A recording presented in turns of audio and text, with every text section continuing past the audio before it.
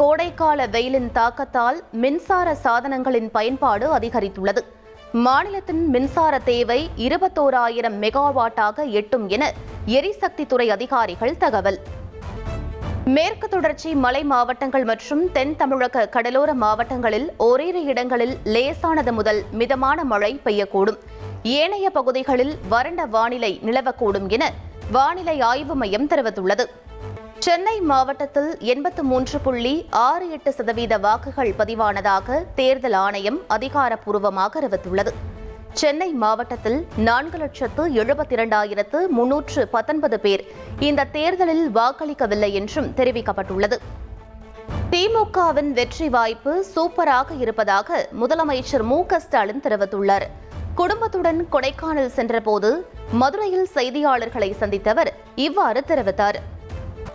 கடும் வெயிலையும் பொருட்படுத்தாமல் ஜனநாயக கடமையாற்றிய தமிழக வாக்காளர்களுக்கு அதிமுக பொதுச் செயலாளர் எடப்பாடி பழனிசாமி நன்றி தெரிவித்துள்ளார். வாக்கு எண்ணிக்கை முடியும் வரை மிகுந்த விழிப்புடனும் கவனத்துடனும் பணியாற்றிட வேண்டும் என்றும் நிர்வாகிகளை அவர் கேட்டுக் கொண்டுள்ளார். தமிழக சட்டமன்ற தேர்தலில் வாக்கு சதவீதத்தில் பெரிய மாற்றம் எதுவும் இல்லை என்று விடுதலை சிறுத்தைகள் கட்சித் தலைவர் திருமாவளவன் தெரிவித்துள்ளார். தொங்கு சட்டமன்றம் பற்றி தான் எதுவும் கூறவில்லை என்றும் விளக்கமளித்துள்ளார்.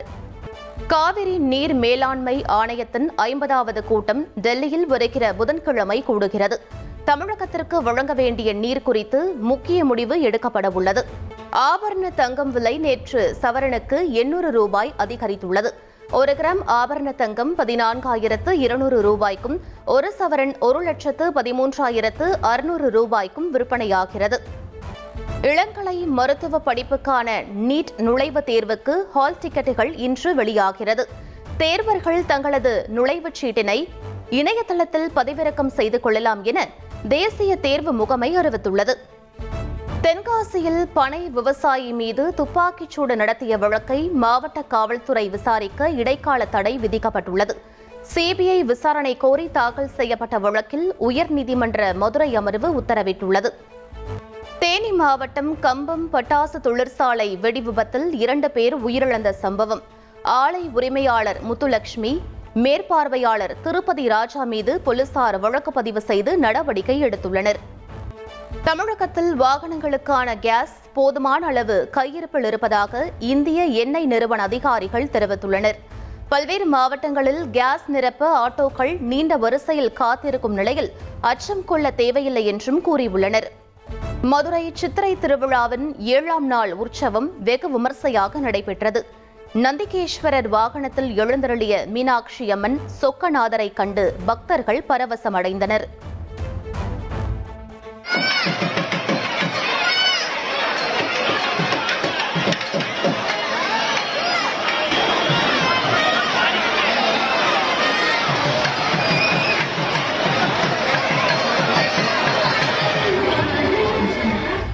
ஜனநாயகன் படத்திற்கு தணிக்கை சான்று வழங்குவது குறித்து நாளை சென்சார் போர்டு தகவல் தெரிவிக்க உள்ளது. தணிக்கை குழு அதிகாரிகள் ஜனநாயகன் படத்தை மீண்டும் பார்த்துள்ள நிலையில் எதிர்பார்ப்பு எழுந்துள்ளது. ஜனநாயகன் படத்திற்கு தணிக்கை சான்று வழங்குவது குறித்து நாளை சென்சார் போர்டு தகவல் தெரிவிக்க உள்ளது. தணிக்கை குழு அதிகாரிகள் ஜனநாயகன் படத்தை மீண்டும் பார்த்துள்ள நிலையில் எதிர்பார்ப்பு எழுந்துள்ளது. கொல்கத்தாவின் பவானிபூர் பகுதியில் நடைபெற்ற தெருமுனை பிரச்சார கூட்டத்தில் திரிணாமுல் காங்கிரஸ் பாஜகவினரிடையே மோதல்.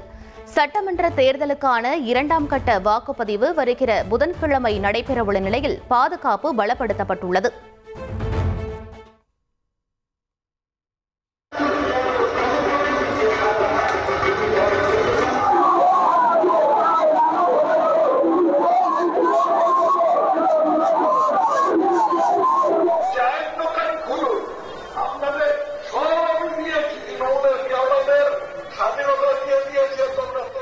மேற்கு வங்கத்தில் தேர்தல் பிரச்சாரத்தில் வன்முறையில் ஈடுபடும் சமூக விரோதிகள் மீது கடுமையான நடவடிக்கை எடுக்கப்படும் என்று அமித்ஷா எச்சரித்துள்ளார். தேர்தல் முடிவுகளுக்கு பின் கலவரக்காரர்கள் தலைகீழாக தொங்கவிடப்படுவார்கள் என பேசியுள்ளது பெரும் சர்ச்சையை ஏற்படுத்தியுள்ளது.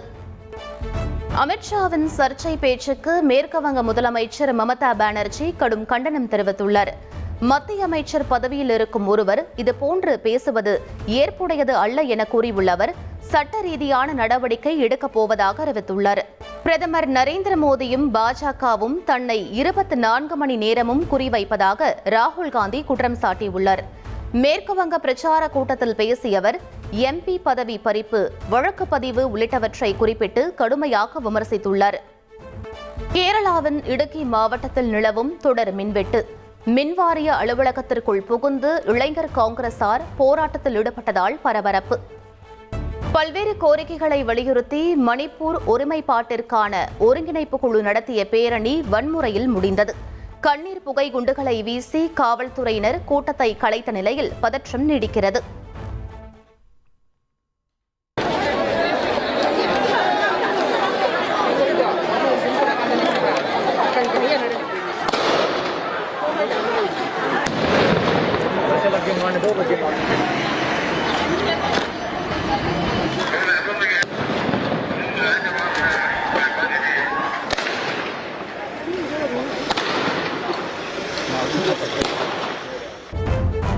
லடாக்கின் சோச்சிலா பாஸ் பகுதியில் ஏற்பட்ட திடீர் பனிச்சரிவில் வாகனங்கள் சிக்கின. பனியை அகற்றி சிக்கியுள்ள வாகனங்களை மீட்கும் பணி போர்க்கால அடிப்படையில் நடைபெற்று வருகிறது. ஈரான் அமெரிக்கா இடையே பாகிஸ்தானில் நடைபெறவிருந்த அமைதி பேச்சுவார்த்தையை ட்ரம்ப் ரத்து செய்துள்ளார். அணு ஆயுத திட்டம் தொடர்பாக ஈரான் அளித்த வரைபடம் ஏற்கத்தக்க வகையில் இல்லை என ட்ரம்ப் கூறியுள்ள நிலையில் பேச்சுவார்த்தை குழு நாடு திரும்பியது. ஈரானை வழிநடத்துவது யார் என்றே இப்போது அவர்களுக்கு தெரியவில்லை என ட்ரம்ப் விமர்சித்துள்ளார். ஈரானின் அதிகாரத்தை யார் வழிநடத்துகிறார்களோ அவர்களுடன் தான் பேச்சுவார்த்தை நடத்துவேன் என்றும் கூறியுள்ளார். ஈரானுடன் பேச்சுவார்த்தை நடத்துவதற்காக பாகிஸ்தானிற்கு 16 முதல் 17 மணி நேரம் பயணம் செய்ய வேண்டிய அவசியம் ஏதுமில்லை. பயண செலவினங்களை குறிப்பிட்ட ட்ரம்ப் ஈரானுக்கு தேவைப்படும் போது தன்னை தொடர்பு கொள்ளலாம் என தெரிவித்துள்ளார். ஈரான் அதிபர் மசூத் பெசஷ்கியானுடன் பாகிஸ்தான் பிரதமர் ஷெஃபாஸ் ஷெரீப் தொலைபேசி வாயிலாக பேச்சுவார்த்தை நடத்தினார். ஈரான் அமெரிக்கா இடையிலான மோதலை முடிவுக்கு கொண்டுவர பாகிஸ்தான் உறுதியாக இருப்பதாக அவர் தெரிவித்துள்ளார். அமெரிக்காவுடனான போரை நிரந்தரமாக முடிவுக்கு கொண்டுவர தங்களின் நிலைப்பாட்டை பாகிஸ்தானிடம் தெளிவாக பகிர்ந்திருப்பதாக ஈரான் வெளியுறவு அமைச்சர் அப்பாஸ் அராக்ஷி தெரிவித்துள்ளார். ராஜதந்திர பேச்சுவார்த்தையில் அமெரிக்கா உண்மையிலேயே ஆர்வமாக இருக்கிறதா என்பது இன்னும் தெரியவில்லை என்றும் கூறியுள்ளார். ராஜஸ்தானுக்கு எதிரான IPL கிரிக்கெட் போட்டியில் ஹைதராபாத் அணி 5 விக்கெட் வித்தியாசத்தில் வெற்றி பெற்றது. 229 என்ற இலக்கை 18.3 ஓவரில் எட்டி அசத்தல். T20 கிரிக்கெட் வரலாற்றில் ராஜஸ்தான் அணியின் இளம் நட்சத்திரம் வைபவ் சூரியவன்ஷி புதிய சாதனை படைத்துள்ளார்.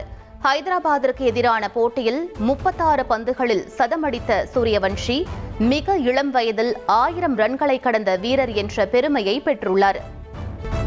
IPL தொடரின் இன்று மதியம் 3:30 மணிக்கு நடைபெறும் போட்டியில் குஜராத் அணியை சென்னை சூப்பர் கிங்ஸ் எதிர்கொள்கிறது.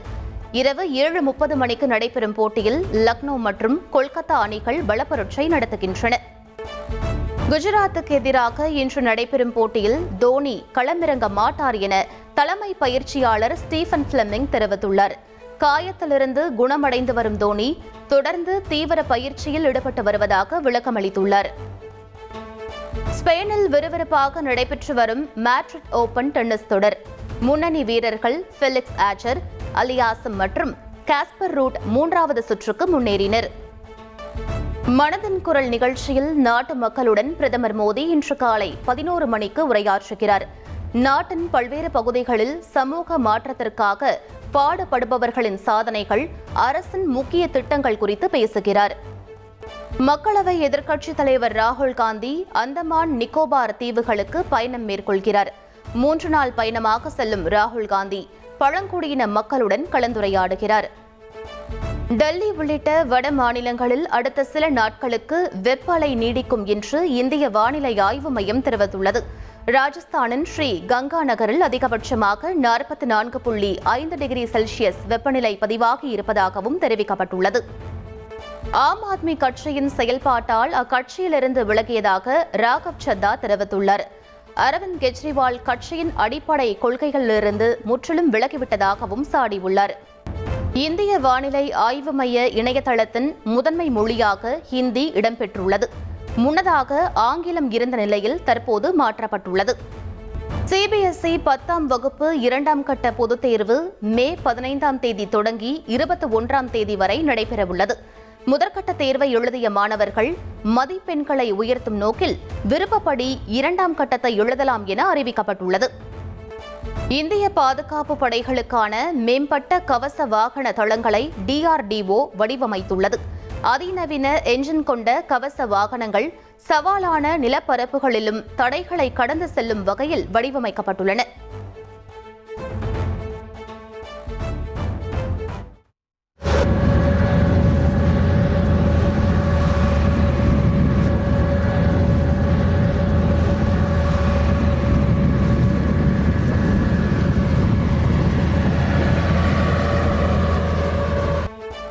டெல்லி கேரா கலான் பகுதியில் உள்ள காகித கிடங்கில் பயங்கர தீ விபத்து ஏற்பட்டது. குருகிராம் சிக்கந்தர்பூரில் குடியிருப்பு பகுதியிலும் தீ விபத்து ஏற்பட்ட நிலையில் தீயணைப்பு வீரர்கள் போராடி தீயை கட்டுக்குள் கொண்டு வந்தனர்.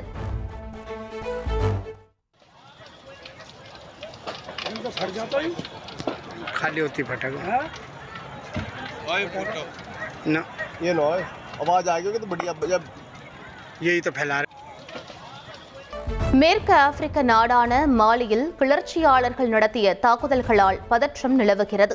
தலைநகர் பமாகோவில் உள்ள ராணுவ தளம், ஆளுநர் அலுவலகத்திற்குள் ஆயுதம் ஏந்திய கும்பல் நுழைந்த காட்சிகள் வெளியாகியுள்ளன.